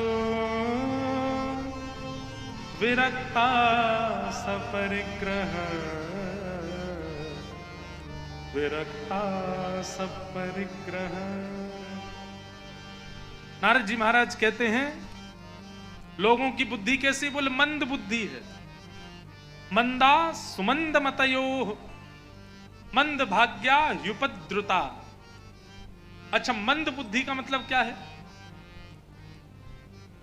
आजकल सरकार ने क्या कर दिया है, लोग तंबाकू खाना बंद करें, इसके लिए तंबाकू के ऊपर छाप दिया है कि टबैको किल्स, और उसके ऊपर बड़े भयावह चिन्ह और बना दिए चित्र कि आदमी इसको ना खावे, क्योंकि तंबाकू खाने से कैंसर बीमारी हो जाती है और व्यक्ति मर जाता है। लेकिन आज भी आश्चर्य की बात है कि सबसे ज्यादा सरकार को टैक्स तंबाकू वाले ही भरते हैं। क्यों? लोग खाई इतना रहे। सरकार बैन क्यों नहीं करती? बोले कि महाराज तंबाकू बैन कर दिए तो कहां से आएगा पैसा केंद्र के पास? क्योंकि लोग खाते हैं इसलिए केंद्र को पैसा जाता है। ये मंद बुद्धि नहीं है तो क्या है? एक चीज पर लिखा है कि उसको खाने से मर जाएंगे, फिर भी हम नहीं छोड़ते। ये मंद बुद्धि नहीं है तो क्या है? शराब पीने वाला व्यक्ति यदि अभी यहां आ जाए तो आप सब लोग उठ के चले जाओगे। वह भी जानता है कि मैंने शराब पी रखी है, मैं घर नहीं जा सकता, मैं अपने माता पिता के सामने नहीं जा सकता, मैं अभी समाज में नहीं जा सकता। क्यों? लोग कहेंगे भाई ये ठीक नहीं है। लेकिन फिर भी वो व्यक्ति पीता है, वो जानते हुए भी कि ये गलत है। ये मंद बुद्धि नहीं है तो क्या है? मंदा सुमंद मतयो मंद भाग्या युपद्रुता। संसार के लोग ऐसे हैं। कहां तक कहें? नारद जी महाराज कहने लगे, पाखंड निरताम संतो, बोले संत नहीं है, पाखंडी हो गए। केवल संसार के लोगों का उद्धार हो इससे किसी को मतलब नहीं है। हमारी जेब भरनी चाहिए, हमारी गुल्लक भरनी चाहिए, इसी से ही सबको मतलब है। ऐसे ऐसे तो महात्मा हो गए। और कहां तक कहें महाराज, बहुत सारी बातें यहां पर लिखी गई हैं। एक जगह तो यह भी लिखा, शाल को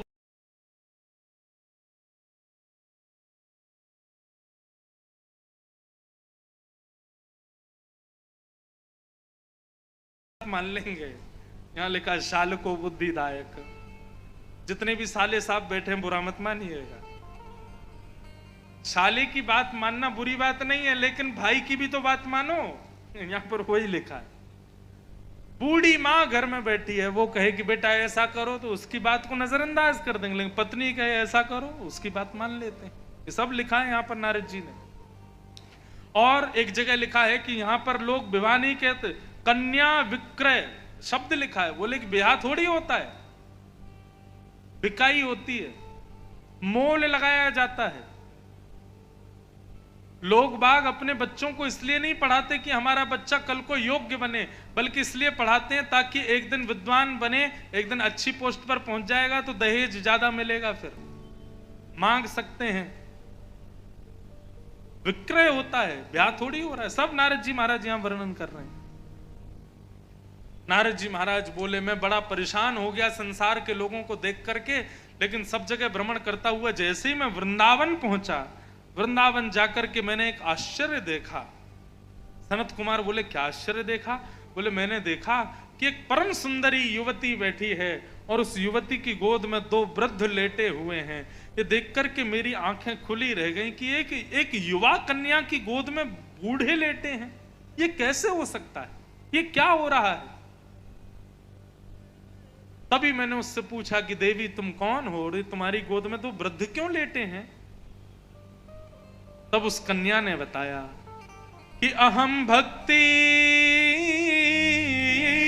ख्याता इमो में तनयो मतौ। ज्ञान वह कि रावण को पता था कि मैं जिनका हरण करने आया हूं इनके पति राम कोई साधारण व्यक्ति नहीं है, साक्षात भगवान है, लेकिन फिर भी हरण करके लाया। ये अविवेक नहीं है तो क्या है?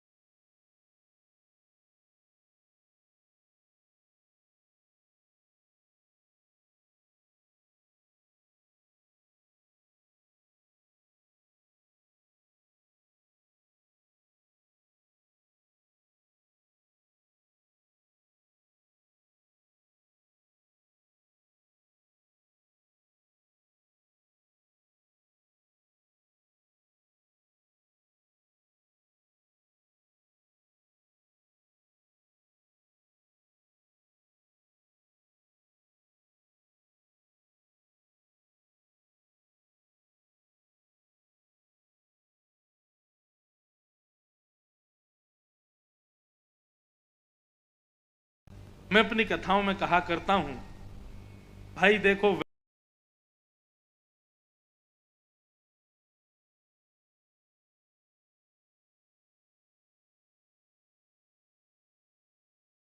बस इससे ज्यादा मत करो। वैराग्य, ज्ञान और वैराग्य, इन दोनों को यदि हमने अपने भीतर पुष्ट कर लिया तो भक्ति अपने आप प्रसन्न हो जाएगी। भक्ति तो है लेकिन अप्रसन्न भक्ति है, उसको प्रसन्न कीजिए। और इन्हीं ज्ञान और वैराग्य को हृदय में धारण करने के लिए हम लोग कथा श्रवण कर रहे हैं। उसी के लिए हम आप सब लोग यहाँ बैठे हैं, उसी को प्राप्त करने के लिए हम आप सब लोग यहाँ एकत्रित हुए हैं। भक्ति महारानी की दुर्दशा देख करके नारद जी महाराज ने गीता का आदि आदि ज्ञान एवं चतुर्वेदों का ज्ञान सुनाया, लेकिन उससे भी ज्ञान और वैराग्य ठीक नहीं हुए। तब भगवान ने आकाशवाणी की, बोले सत्कर्म करो। तब सत्कर्म पूछा, तब सनत कुमारों ने 4 प्रकार के सत्कर्म बताए। द्रव्य यज्ञ, तप यज्ञ, योग यज्ञ, स्वाध्याय यज्ञ और ज्ञान यज्ञ, 5 प्रकार के सत्कर्म। और उन 5 सत्कर्मों में सबसे बड़ा सत्कर्म है ज्ञान यज्ञ। बंधुओं, ये कथा जो हो रही है ना, इससे बड़ा सत्कर्म कोई नहीं है। आप अन्न दान करो, वस्त्र दान करो, शरबत दान करो, गर्मी का समय है ठंडा जल दान करो, आदि आदि जो भी आपका मन करे दान करो। गेहूं दान करो, चावल दान करो, धन दान करो, लेकिन संसार में सबसे बड़ा दान है ज्ञान का दान। ये जो कथा यहां दरबार के द्वारा हो रही है ना, इससे सोचो कितने परिवार के लोगों को ज्ञान मिल रहा है, सीधा प्रसारण हो रहा है, कितने लोग घर बैठ करके इसको श्रवण कर रहे हैं। आपको अन्न दान किया तो अन्न दान आप खा लोगे, खाते ही वो पच जाएगा, खत्म हो जाएगा। लेकिन आपको जो ज्ञान का दान दिया है, इसको जीवन भर पचाते रहना, कभी खत्म नहीं होगा, सदैव आपकी सहायता करता रहेगा। इसलिए ज्ञान का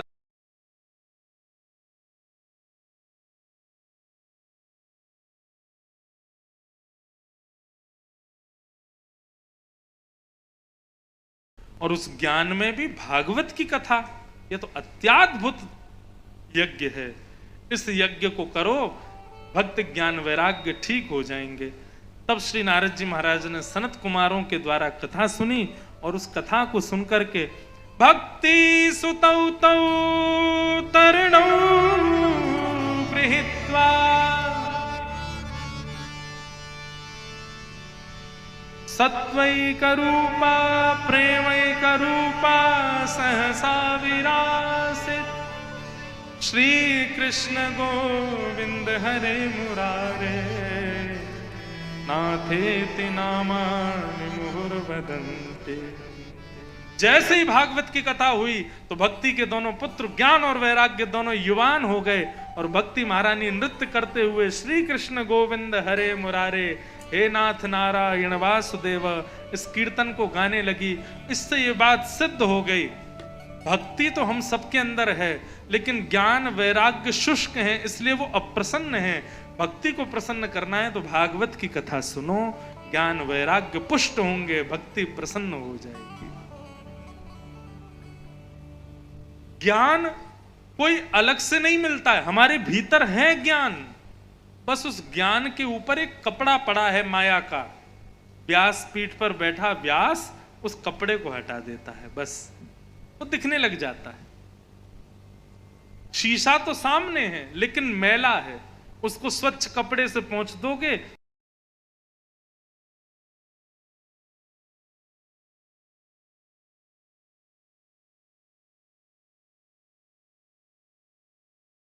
और अवगुण दिखते ही हम उस अवगुण से मुक्त होने लगते हैं।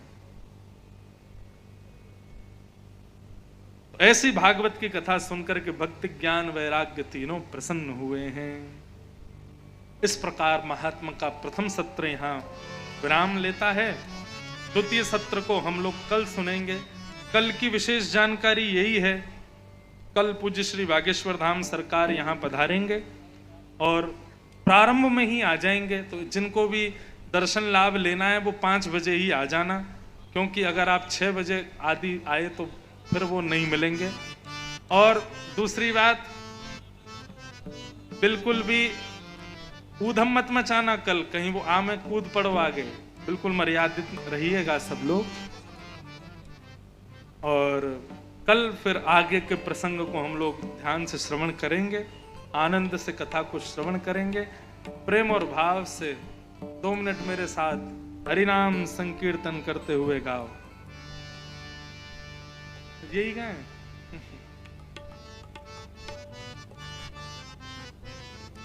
वृंदावन को स्मरण करते हुए हम रोज कथा को विराम देंगे। वृंदावन में 7 ठाकुर जी प्रमुख हैं। कौन कौन से ठाकुर जी हैं? उन 7 ठाकुर जी के नाम यहां पर आएंगे। मैं आज ही बताऊंगा, कल से बताऊंगा नहीं, कल से केवल गाऊंगा। और प्रार्थना करेंगे कि ये प्रति अगर छप जाएगी तो कल से आप लोगों को बट जाएगा, आप लोग भी साथ में गाइएगा। अभी गांधी धाम गुजरात में कथा थी, वृंदावन रसामृत, तो वहीं पर ये भाव, इसका निर्माण हुआ। इस भाव के माध्यम से वृंदावन को प्रणाम कीजिए, सप्त ठाकुर जी को प्रणाम करो। सब लोग गाओ। श्यामा हृदय कमल सो प्रगट्यो, श्यामा हृदय कमल सो प्रगट्यो, श्यामा हृदय कमल सो प्रगट्यो, श्यामा हृदय कमल सो प्रगट्यो, श्याम हृदय को भाई वृंदावन श्री वृंदावन, वृंदावन श्री वृंदावन, ओ वृंदावन प्यारो वृंदावन, ओ वृंदावन मेरो वृंदावन, श्यामा हृदय कमल सो प्रगट्यो, श्यामा हृदय कमल सो प्रगट्यो।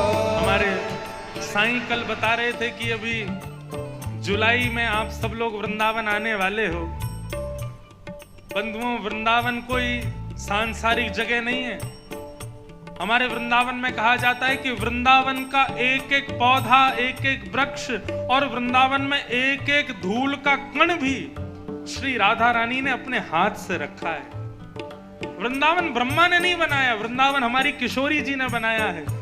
इसलिए वृंदावन उसी भाव से आइएगा। और एक बात और कहूं, वृंदावन वो आ ही नहीं पाएगा जो सोचे कि मैं वृंदावन जाना चाहता हूं। वृंदावन वही आ सकता है जो कहे कि हे किशोरी जी मुझे बुलाओ, वही आएगा वृंदावन। श्यामा हृदय कमल सो प्रगट्यो, श्यामा हृदय कमल सो प्रगट्यो, श्यामा हृदय कमल सो प्रगट्यो।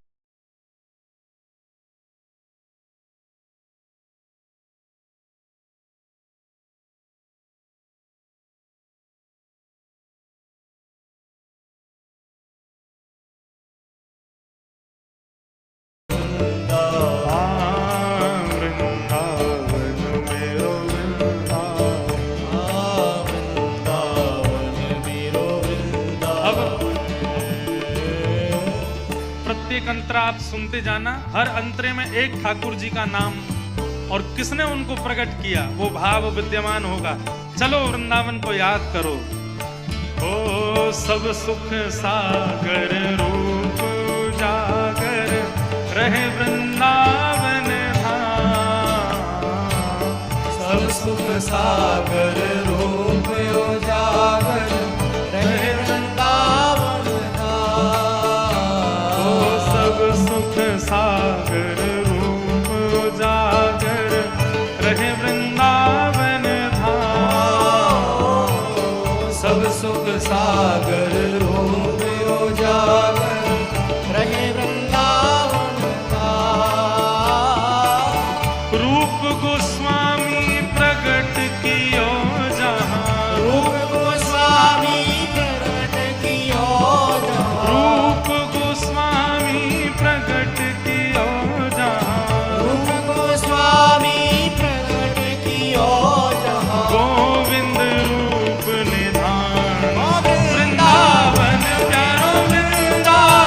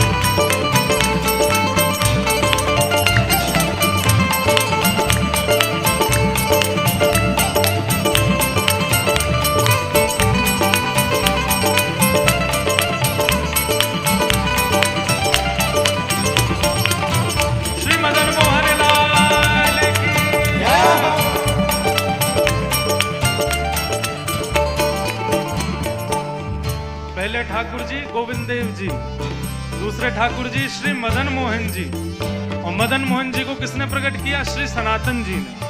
अब तीसरे ठाकुर जी, गोपी ग्वाल सब ही और धारे, प्यारो गोपीना,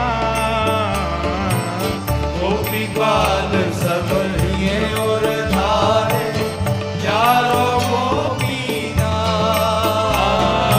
गोपी ग्वाल सब ही और धारे।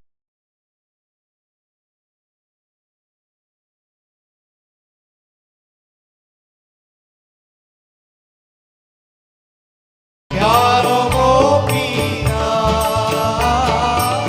मधुसूदन जिन कंठ लगायो, मधुसूदन जिन कंठ लगायो, मधुसूदन जिन कंठ लगायो, मधुसूदन जिन कंठ लगायो। जहाँ है रही जय जयकार, वृंदावन मेरो वृंदावन, ओ वृंदावन मेरो वृंदावन। वृंदावन प्यारो वृंदावन, आहा वृंदावन प्यारो वृंदावन। मधुसूदन जिन कंठ लगायो, मधुसूदन जिन कंठ लगायो। और है रही जय जयकार, वृंदावन मेरो वृंदावन, वृंदावन मेरो वृंदावन। वृंदावन प्यारो वृंदावन। आ वृंदावन मेरो वृंदावन। कितने ठाकुर जी हो गए? तीसरे ठाकुर जी कौन हुए? श्री गोपीनाथ। बोल गोपीनाथ भगवान की। अब हमारे ब्रज के चौथे ठाकुर कौन है? आहा, गोपाल भट्ट की हृदय वेदना, प्रगटो शाले ग्राम। गोपाल भट्ट के हृदय वेदना, प्रगटो सारे ग्राम। अभी बुद्ध पूर्णिमा निकल करके गई है, और बुद्ध पूर्णिमा हमारे वृंदावन में बनती है। श्री राधा रमण लाल का प्राकट्य दिवस होता। बोलो राधा रमण लाल की। कैसे प्रकट हुए? अब कथा तो बहुत बड़ी है, लेकिन बस इतना समझ लो, शालिग्राम जी को देख करके श्री गोपाल भट्टी जी रोते थे, मैं कब आपको कुंडल पहनाऊंगा, मैं भी आपको मुकुट पहनाना चाहता हूं, मैं भी आपको वस्त्र पहनाना चाहता हूं। गोपाल भट्ट की हृदय वेदना, प्रगटो शालिग्राम। गोपाल भट्ट